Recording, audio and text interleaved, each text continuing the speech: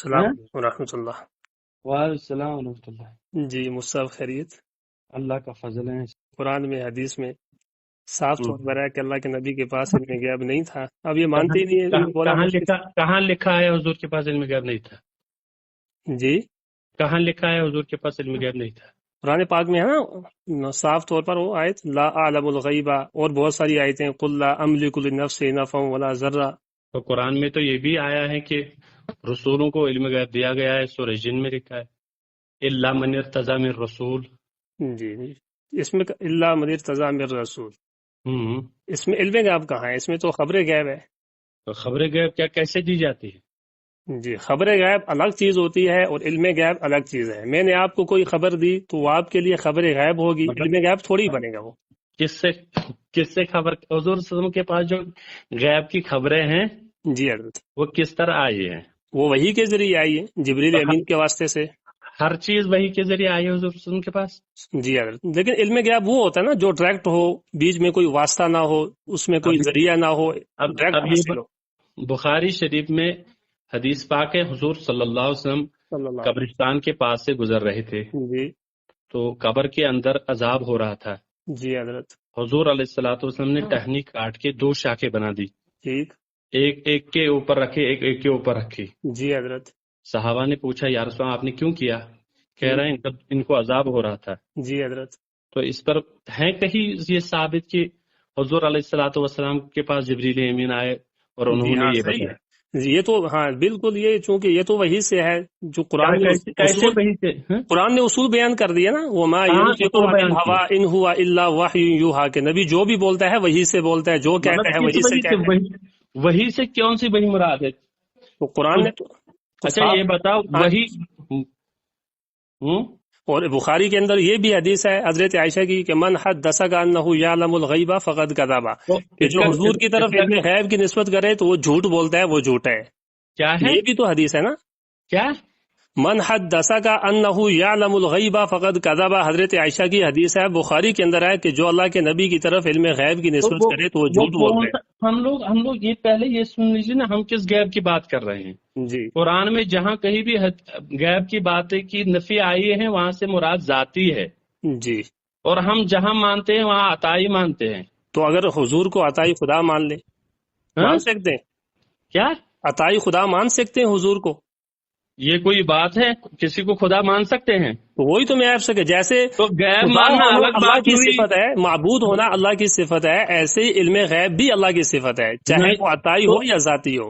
نہیں ایسی بات کیسے ہے؟ جی عطائی کیسے اللہ تعالیٰ کی صفت بن سکتی ہے؟ حضرت میری بات سن، دیکھیں اللہ تعالیٰ کو کس نے عطا کیا ہے؟ اللہ کا تو جو اللہ کے پاس ہے وہ تو علم غیب تو اللہ پھر کی ذاتی کیسے آپ نے صفت ہے۔ کہا اللہ تعالیٰ کی یہ صفت ہو گئی عطائی غیب؟ حضرت میری بات سنیں آپ، دیکھیں اگر حضور کے پاس ہم علم غیب مان لیتے ہیں، میں ادب کے ساتھ آپ کے ساتھ بات کر رہا ہوں، آپ مجھے میں نے سمجھانے کون کی سی کوشش، بے ادبی کی؟ میں مجھے سمجھ جاؤں معلوم گا، ہے آپ لیکن کو آپ نہیں فون کر ماننا کے، ہے۔ ہاں جی آپ فون نہیں کاٹنا، میں انشاءاللہ سمجھ جاؤں گا اگر آپ ہمیں مجھے مجبوری نہیں ہے، آپ سمجھے نہ سمجھے اس کی مجبوری ہم نے ٹھیکہ نہیں لیا ہے۔ دیکھو۔ اب ان کی وجہ اچھا سے سر، ہم نے بات کی ہے۔ جی میری ایک درخواست ہے آپ سے، ہوں۔ دیکھیں اللہ کے نبی صلی اللہ علیہ وسلم سے مشرکین مکہ نے 3 سوال کیے تھے، اصحاب کہف کے بارے میں، روح کے بارے میں، اور اس شخص کے بارے میں جس نے پوری دنیا پر حکومت کی، کہ ان کا جواب نہیں، تو آپ نے صاف کہا مجھے معلوم نہیں ہے، میں کل جواب دوں گا۔ تو ہم اور نے اسی طرح سے اللہ کے نبی کو زہر کھلایا گیا، آپ نے کھایا، تو اب نبی پر اگر علم غیب ہم مانتے ہیں تو یہاں تو خودکشی لازم آتی ہے کہ اللہ کے نبی نے خودکشی سے بڑا کفر کیا ہوگا؟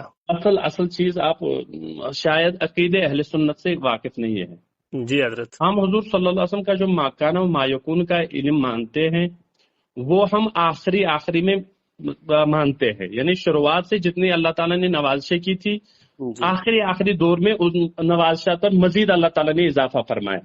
ٹھیک، وہ ایک آپ کو تو کیسے معلوم ہو گیا ہاں کہ آخری دور میں علم غیب کا اللہ تعالیٰ نے آپ کو اختیار دیا؟ وہ ماکان و مایکون نہیں، ہم شروع میں انکار نہیں کرتے، لیکن جس قدر حضور علیہ الصلوۃ والسلام کو اخروی دور میں نوازشیں ہوئی اللہ تعالیٰ کی طرف سے وہ زیادہ تھی۔ اچھا ٹھیک ہے، ٹھیک، تو رہی بات کسی حکمت کی وجہ سے رسول اللہ صلی اللہ علیہ وسلم نے نہیں فرمایا، وہ الگ بات ہے۔ آپ میری عرض سن۔ اب یہ بتاؤ، حضور صلی اللہ علیہ وسلم نے بخاری شریف میں حضور صلی اللہ علیہ وسلم حضرت فاروق اعظم فرماتے ہیں حضور نے ہمیں ابتدائے آفرینش سے، دنیا کی ابتدائے آفرینش سے صبح قیامت تک جو کچھ ہونے والا تھا سب بتا دیا. صحیح ہے، وہی سے بتا دیا. اب بچا کیا اس میں؟ تو وہی سے بتایا نا، تو اس کو علم غیب وہی سے بتایا. اس کو یہ تو وہی سے بتایا نا، علم غیب نہیں، یہ تو خبر غیب ہے. غیب کی خبر دینا، غیب پر مطلع کرنا، اظہار غیب، اطلاع غیب، خبر غیب یہ الگ ہے، علم غیب الگ ہے. ہر جگہ جبریل امین تو نہیں آئے. کیوں؟ تو پھر حضور کو کیسے پتا چل جائے گا؟ حضور کو اللہ تعالیٰ نے صلاحیت دی ہے. تو اللہ نے جب صلاحیت دی تو واسطہ آ گیا نا اللہ کا. علم ہم اللہ کے واسطے کے بغیر مانتے ہی نہیں ہیں. اچھا یہی تو بات ہے، آپ لوگ مانتے ہیں. جی، ہم حضور صلی اللہ علیہ وسلم کے پاس جو علم غیب مانتے ہیں وہ اللہ کے واسطے سے مانتے ہیں، تبھی تو عطا ہی کہتے ہیں. تو حضرت میری بات سنیں، جب اللہ کے علم غیب وہ ہوتا ہے، غیب کے معنی پوشیدہ چھپی ہوئی چیز، اور اس کی اصطلاحی تعریف ہے علم غیب کی کہ علم غیب وہ ہے کہ معلوم یکن علیہ دلیل، جس پر کوئی دلیل نہ ہو اور بیچ میں کوئی واسطہ نہ ہو، ذریعہ نہ ہو، ڈائریکٹ انسان اس کو حاصل کرے، اس کا اپنا ذاتی ہو. وہ ڈائریکٹ کیسے کوئی انسان حاصل کر سکتا ہے؟ وہی تو ہے، دنیا میں کوئی اللہ کے عطا کے بغیر کوئی حاصل ہی نہیں کر سکتا کوئی چیز، اور اللہ تعالیٰ کے پاس کوئی غیب کی کوئی چیز ہی نہیں ہے، کیونکہ اللہ تعالیٰ کے سامنے سب موجود ہے. تو علامہ علوسی رحمۃ اللہ علیہ نے تفسیر روح المعانی کے اندر یہی اس کی تعریف کی علم غیب کی کہ معلوم یکن علیہ دلیل، کہ جس پر کوئی دلیل نہ ہو، بیچ میں کوئی واسطہ نہ ہو. وہ حواس خمسہ پر ہیں جناب علی.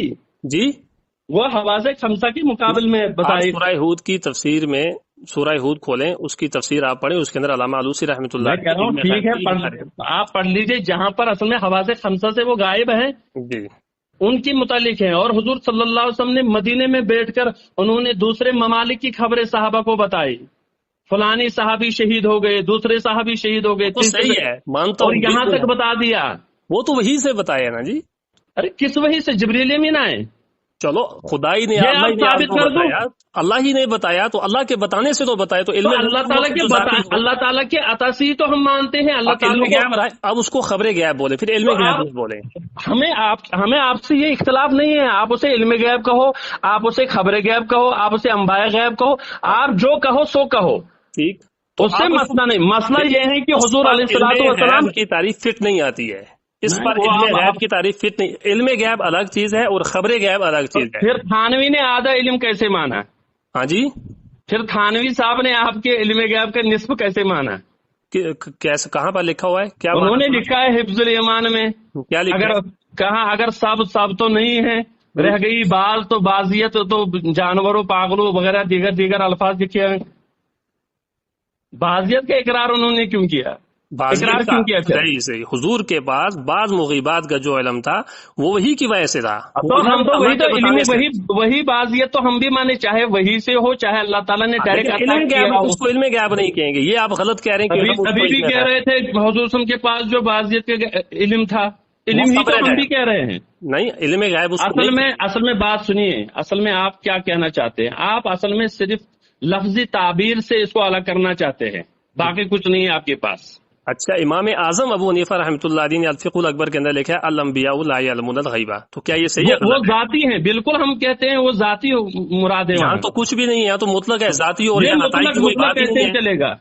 یہ علم غیب کی نسبت حضور کی طرف کرنا یہ بھی غلط ہے. وہ علم غیب ہے نہیں، وہ تو خبر غیب ہے. نہیں، ایسی بات نہیں ہے. خبر غیب آپ صرف تعبیری باتیں چلا رہے ہیں، باقی کچھ نہیں. علم غیب کی جو مفسرین وہ حضور پر صادق نہیں آتی ہے. حضرت آپ کبھی تشریف لائیے گا. بہرحال اس وقت ہم مصروف ہیں. اب انہوں نے تھوڑی سی زبردستی کی ہے، بات کیجیے، ورنہ تو فرصت نہیں ہے. آپ کبھی آئیے تو وہ تو صاحب پھر آگے سے یہ ہلال رضا سے بات ہوئی ہماری، وہ بھی یہی بولتا ہے پروگرام ہے، کبھی کھانا کھا رہے ہیں، کبھی گاڑی میں. یہی تو ہمیں عجیب لگتا ہے. لیکن اس چیز کو آپ کو تھوڑا اس کو ذہن کے اندر رکھیں کہ خبر غیب الگ چیز ہوتی ہے. نہیں، خبر غیب آپ کی ادھر یہ اس پر بات الحمدللہ کرتے ہیں. آپ گھبرائیے مت. میں انشاءاللہ آپ سے بات کروں گا، لیکن مسئلہ یہ ہے کہ فرصت سے ہو.